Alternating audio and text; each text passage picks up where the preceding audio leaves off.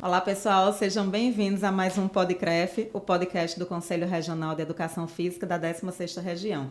Eu sou Valéria Araújo, sou jornalista, faço parte da equipe de comunicação do Conselho, junto com a jornalista Kathleen Lopes e o assessor em TI Augusto Farias.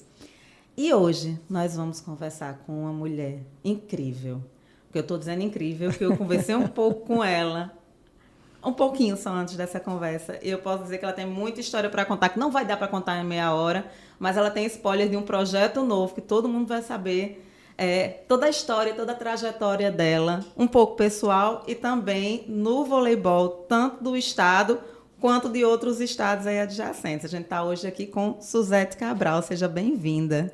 Muito obrigada, um prazer estar dando essa entrevista. É sempre bom a gente poder contar a história, né? Enquanto é tempo. E uma senhora história. Suzete é profissional da educação física. Vamos lá, conta aí. Vamos começar do começo, né? Seu início no vôlei, como é que se deu? Meu início no vôlei ele foi assim, um pouquinho difícil porque era muito desajeitada, né? Então eu estudava no Colégio Rosa Gatorne, em Recife. E nas aulas de educação física a gente sempre vê o treinador que fica ali buscando, procurando alguém que ele acha que vai ser atleta, né? Então, pela estatura, que na verdade, na minha época eu era considerada alta, né? 1,73 m. Hoje, no voleibol, só era para ser líbero. É. E aí ele me convidou para jogar vôlei na escola, era quadra descoberta, de cimento. E eu resolvi ir. Sofri um pouco, mas eu fui mais porque na minha rua, eu morava numa rua de barro, em Recife, e toda noite se armava uma rede de vôlei. Eu ficava ali na beira da quadra, ninguém me deixava jogar. Eu só jogava porque meu tio jogava, me botava na quadra, mas todo mundo tomava a minha bola. Mas eu disse, eu vou treinar porque eu quero a chance de jogar na rua também, Sim. né? E aí fui desenvolvendo, logo quando eu estava na categoria já infantil, recebi um convite para jogar no Clube Português, em Recife. E também recebi uma bolsa de estudo para o Colégio Veracruz. E foi quando comecei também a me destacar e ser convocada para as seleções de Pernambuco. Na época, Pernambuco era um dos melhores do país, né? Onde tinha maior número de atletas da seleção brasileira era em Pernambuco. E eu sempre joguei em categorias maiores. Eu tinha 15, era convocada para juvenil. E aí, meu pai foi transferido para Natal. Né?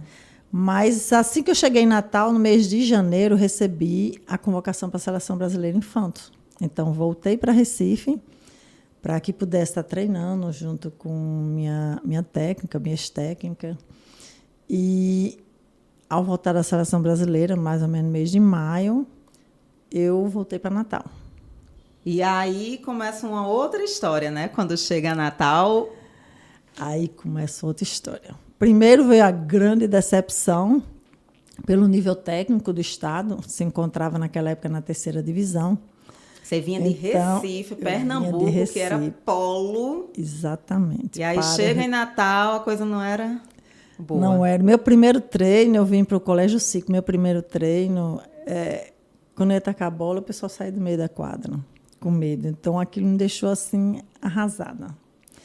Mas, aí no outro dia, às 6h30 da manhã, quando eu cheguei na escola, já existia um técnico lá esperando, com um papel de transferência já de clube e de federação, me convidando para ir treinar no Centro Esportivo Feminino. Naquela época era Centro Esportivo Feminino. E aí eu assinei, né? Conheci esse técnico, chamava Breno Cabral. Uma coincidência. Né? Se você nunca ouviu falar, Breno é o esposo de Suzete. E eles fazem parte. Aí começa a história realmente deles dois dentro do vôlei, né? Isso. E aí comecei a treinar no clube, que já era um nível melhor, porque já tinha 2 atletas que eram de Brasília, que o pai era militar e estava jogando aqui, então já era um nível havia um bem melhor. know-how diferente, né, do daqui. E aí eu fiquei mais empolgada para treinar. E aí, mais ou menos 4 meses depois, eu estava casada com esse técnico. Contra a vontade de meus pais, lógico. Eu tinha... Da série Quando as Coisas Têm que Ser. Porque você vê, eu morava em Recife, eu não queria vir embora para Natal. Meu pai me trouxe, naquela época o voleibol estava como amador, mas estava se tornando profissional e eu tinha alguns convites para ir jogar no sul do país. Meus pais não deixaram. Ele, até dezembro, morava no Paraná, era técnico lá no Paraná, e tinha vindo fazer um concurso da universidade para professor. E aí passou no concurso. E ficou em Natal. E aí a gente se conheceu no voleibol, lógico, né? Nesse primeiro contato, que foi às 6h30 da manhã. Sim. Mas aí as coisas, quando tem que acontecer, acontece, né? E aí, 4 meses depois, eu estava casada. E aí, depois, como é que começa essa trajetória sua, de fato, agora no vôlei, no Rio Grande do Norte? Então, aí eu fiz vestibular para Educação Física, passei na UFRN. Ao mesmo tempo que eu passei na universidade, já comecei a trabalhar. Naquela época, a escola pública tinha falta de professor, então você não precisava ser formado. E aí eu fui contratada pelo Estado para ensinar, acho que Augusto Severo, se eu não me engano, foi a minha primeira escola, e já comecei a trabalhar o vôlei lá, na Educação Física, comecei a formar uma equipe de vôlei. E no ano seguinte eu fui para o Colégio Marista e comecei a trabalhar em escola, né? Marista e escola pública. E a gente começou um trabalho, eu como atleta, passei muito tempo ainda como atleta dele, mas comecei a ajudar também na questão de clube, na questão de seleção. E aí a gente começou a trabalhar junto. E nesse início, qual foi o maior desafio que você teve?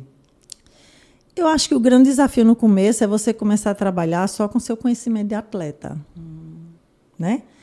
Então, você tem que buscar muito conhecimento para que você possa E existe progredir. A diferença da maturidade do atleta para a maturidade do professor, treinador.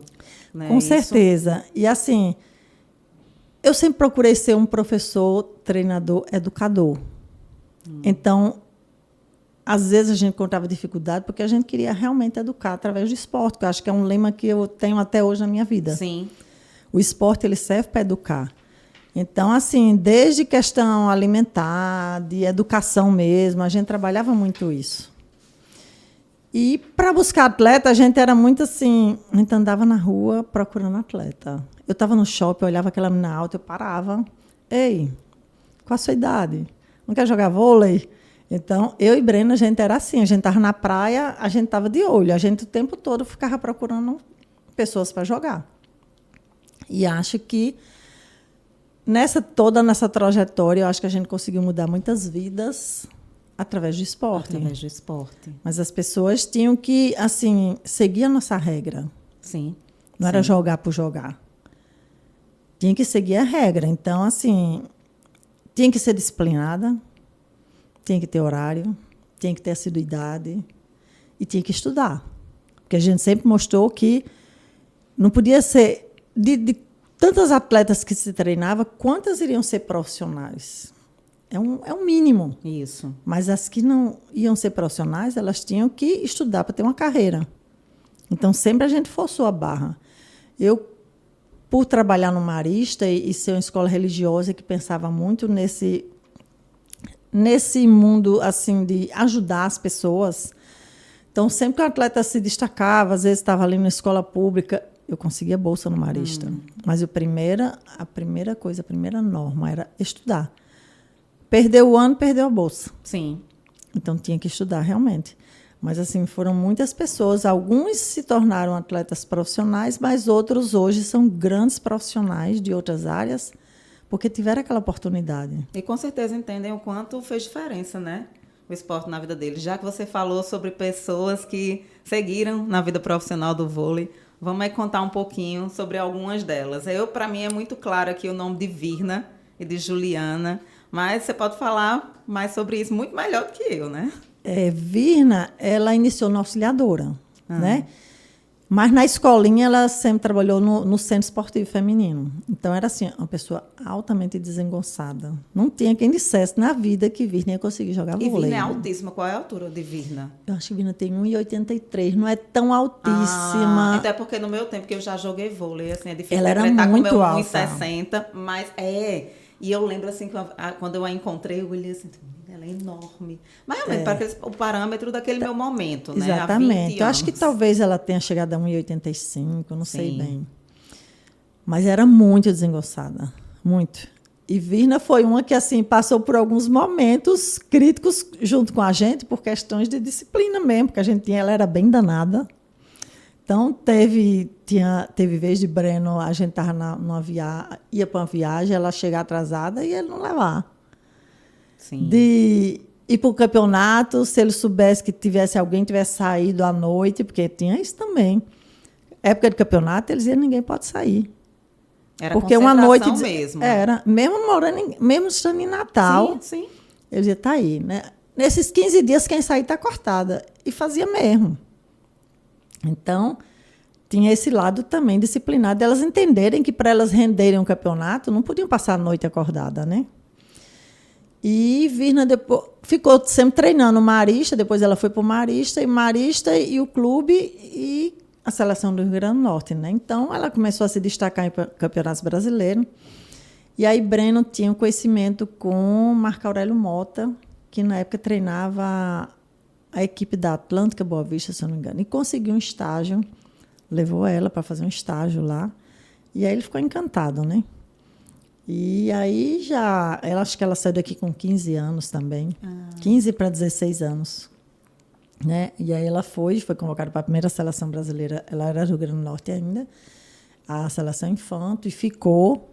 Foi na época que Breno também foi auxiliar técnico dessa seleção brasileira, foi convocado também. E aí ela teve a vida dela entre as melhores do mundo, né? Sim, isso, atleta olímpica, né? Atleta olímpica, né? Medalhista olímpica, e hoje assim a gente fica muito emocionado quando hoje às vezes ela dá as entrevistas dela, ela fala de Breno. Né? Porque Breno, assim, eu era técnica do Marista, mas na verdade o maior treinador dela foi Breno, não fui eu. Ela jogou Gernes, tudo mais, ela treinava... Quer dizer, eu joguei com ela, na verdade, porque eu ainda jogava quando ela jogava. Sim. Então, a gente teve época que a gente foi, nós duas, emprestadas para o Clube Náutico de Recife, para jogar a Liga Nacional. Mas hoje ela fala muito, assim, ela fala... A última entrevista dela, se eu não me engano, na TV Casa, semana retrasada, ela até enviou para a gente o vídeo. Ela fala dos grandes técnicos da vida dela, que foi Breno, Zé Roberto Guimarães e Bernardinho. Sim, então assim, E o que ela fala muito de Breno é a questão da disciplina, o quanto ele ajudou ela nessa questão, porque para ela ser uma atleta profissional, ela tinha que ter isso. É bom esse reconhecimento, né? E assim, que essa fala de Virna num programa de tão grande audiência possa chegar até os pais, que muitas vezes a gente estava falando, colocam os filhos numa redoma, né? Não entendem que certas atitudes são para o crescimento da pessoa. Aí vem Juliana Felisberta. Sim, isso. Juliana estudava na escola pública também, e com 12 anos ela... Foi até Cazuza quem levou ela lá, me apresentou. Ela no vôlei clube, ela começou a jogar já no Centro Vôlei Clube. E aí eu consegui uma bolsa para ela no Marista. Juliana... eu digo a ela que meus cabelos brancos... São por causa dela? São por causa dela, porque Juliana foi difícil. Às vezes, ela conversando comigo, ela era uma pessoa muito grata também, muito grata. Ela disse, Suzete, eu não sei como você me aguentou. Porque eu dava muito trabalho, se dava mesmo, Juliana. Como dava. Mas, enfim, ela jogou voleibol de quadra até os 17 anos. No último ano juvenil dela... No Ceará, existia lá em Fortaleza, começaram um projeto de praia. E aí, no campeonato brasileiro, viram ela jogando e convidaram ela para esse projeto de praia. Ela é uma pessoa assim, de uma família bem humilde. E quando ela veio falar comigo, eu digo, nem pensar. Aqui a gente tem patrocínio de quê? Aqui ela só tinha a bolsa de estudo dela, mas não tinha patrocínio. Lá ela ia ser patrocinada, ela ia receber dinheiro, mesmo que fosse pouco, mas ia receber, tinha casa. Eu disse, vai embora, fazer sua vida. E aí ela começou o vôlei de praia. Ela tinha um pouco de dificuldade por questão da fundamentação dela, porque ela realmente deu muito trabalho. Então, assim...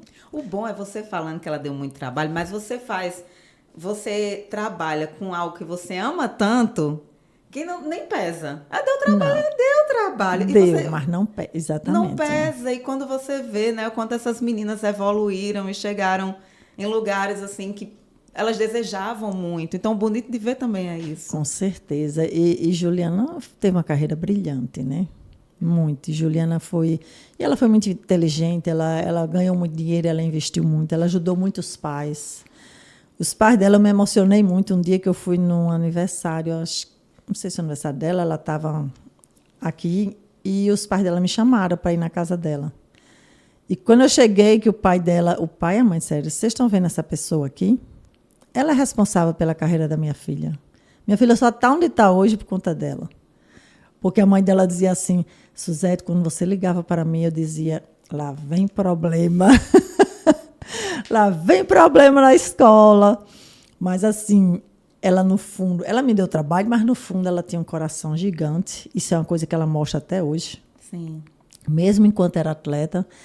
Atleta, a gente costuma dizer assim, que a atleta lembra do técnico que começou no início e no final da carreira. Mas ela não foi assim. Uhum. Durante toda a carreira dela, ela sempre lembrou. Ela vinha em Natal, encontrava com ela em Fortaleza, ela sempre me agradeceu. Principalmente a questão de ter insistido, porque ela, Suzete, qualquer outra pessoa, pelo trabalho que eu dava, tinha desistido. Você não desistiu. Eu digo, porque eu vi a Juliana que você podia chegar longe. Porque eu enxergava. A questão disciplinar é a questão que você conseguia mudar. Mas a questão da habilidade técnica, habilidade física, isso você não consegue. Se eu for uma pessoa que não tem habilidade... Não adianta. Não adianta, ela vai treinar ali 500 horas e não vai mudar. E então, ela tinha toda essa habilidade. Ela tinha, né? Toda essa habilidade. Ela só faltava ser disciplinada. Sim. Né? Ela, às vezes, até ela enxergar que ela poderia chegar mais longe. Talvez ela não enxergasse isso. Né? Teve uma época que a gente foi para São Caetano. A gente conseguiu um estágio. Mariana, Juliana e Cris. As três ficaram treinando lá um período. Né? Mas ela, na verdade, era a melhor de todas. Mas aí pesava. E na quadra... A questão disciplinar, ela pesa muito. Sim, sim. Mais do que na areia, porque na areia só são 2 pessoas, mas na quadra você tem 12. Então, a atleta é indisciplinada, tchau, você pega outra. Na quadra, não.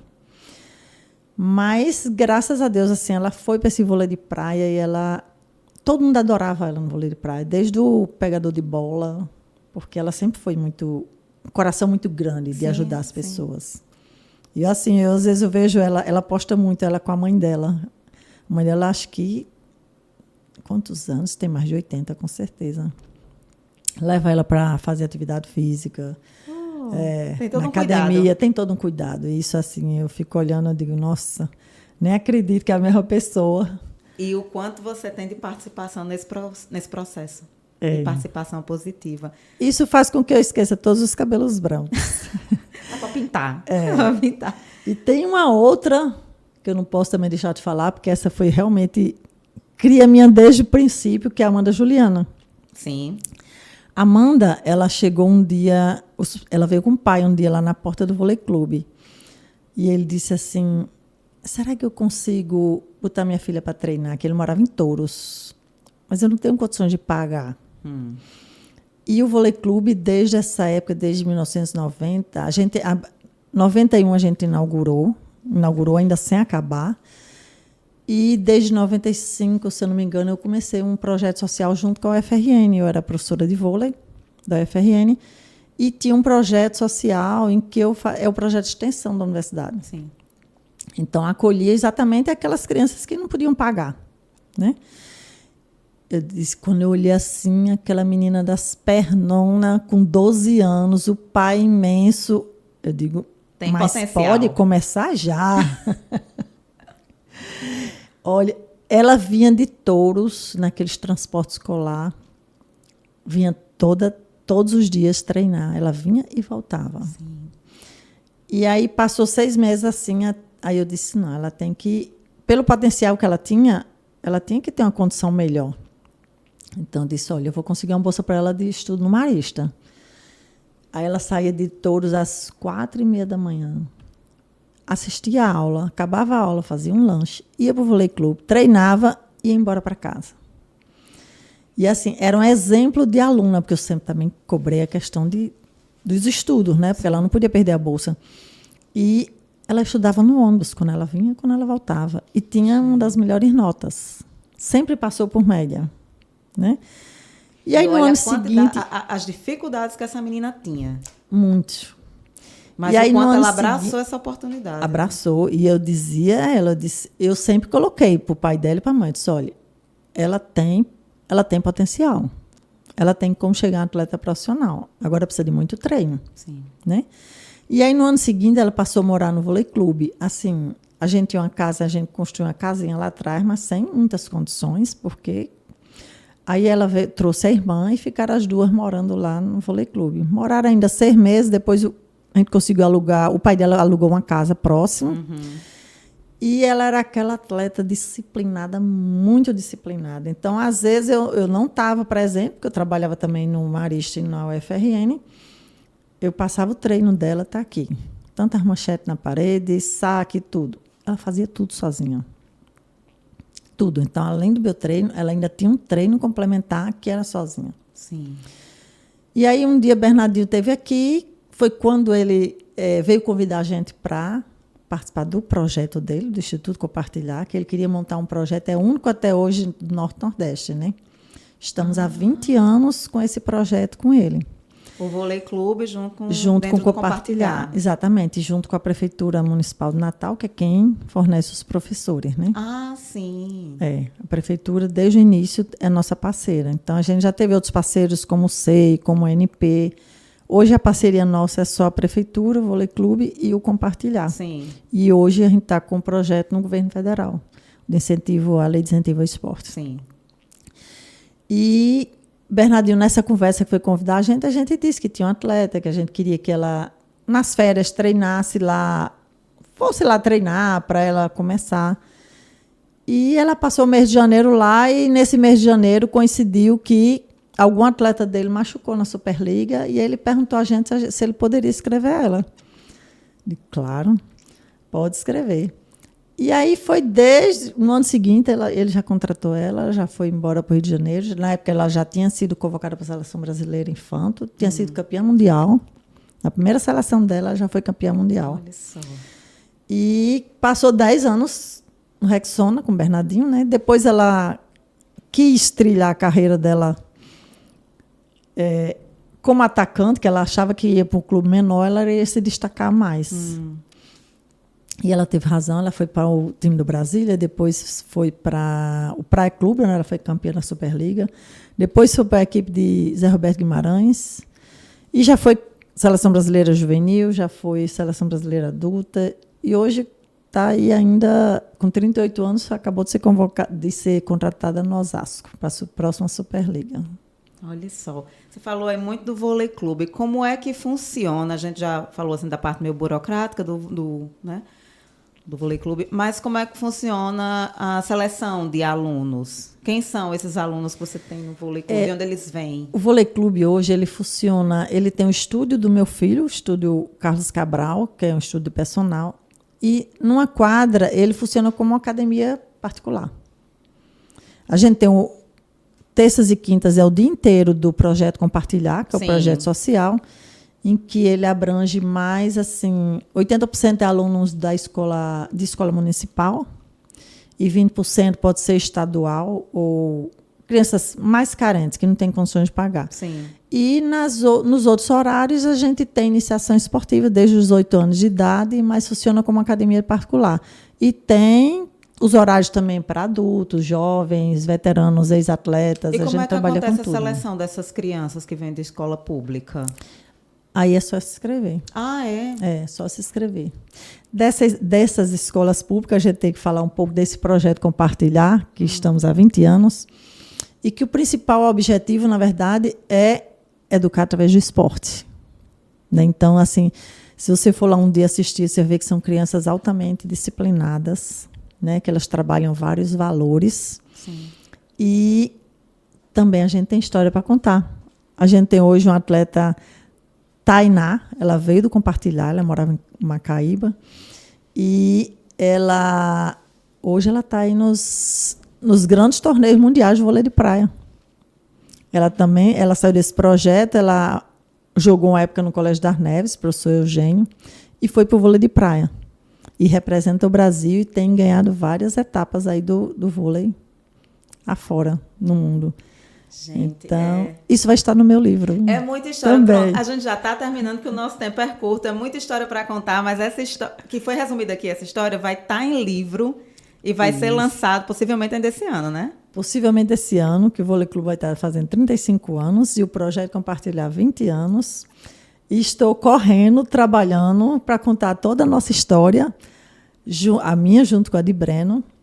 E vão ser muitas reportagens. E muitas emoções. E muitas emoções, com certeza. Eu já estou super curiosa, já estou me autoconvidando para esse lançamento, porque é impressionante a sua trajetória de vida. As histórias, não apenas as histórias que você tem, mas a sua contribuição nas vidas dessas pessoas e sua contribuição para o esporte. Não só dentro do estado, porque essas meninas vão para fora. E isso impacta Exatamente. A vida de outras pessoas. E é importante você estar aqui hoje, a gente deixar isso gravado, que é para mostrar a todo mundo o quanto o esporte realmente faz a diferença. Não é só a diferença na teoria e no discurso, não. É a diferença na prática. E parabéns, Suzete. Eu estou muito feliz de estar aqui com você, porque eu quero que essa sua história seja cada dia mais contada. Com certeza. Há muito tempo que eu vinha tentando escrever esse livro, mas aí tive esse impulso esse ano, porque eu acho que realmente a gente tem que deixar registrado, né? Porque foram muitos anos de trabalho, uma muitos trajetória, anos de uma trajetória, de sucesso, mudança de vida das pessoas. E agradeço bastante essa oportunidade. Obrigada a você, viu? Todo mundo já fica esperando. A gente vai, inclusive, eu já me comprometo aqui a divulgar esse lançamento no Instagram do CREF. Vocês fiquem ligados. Como eu disse, nosso tempo já está acabando. Muito obrigada. E a você que ficou com a gente até agora, acompanhe esse episódio através do YouTube ou do Spotify. Se quiser saber tudo o que acontece no CREF 16, inclusive o lançamento do livro de Suzete e de Breno, é só acessar o @CREF16RN oficial. Até a próxima. Carreira no final.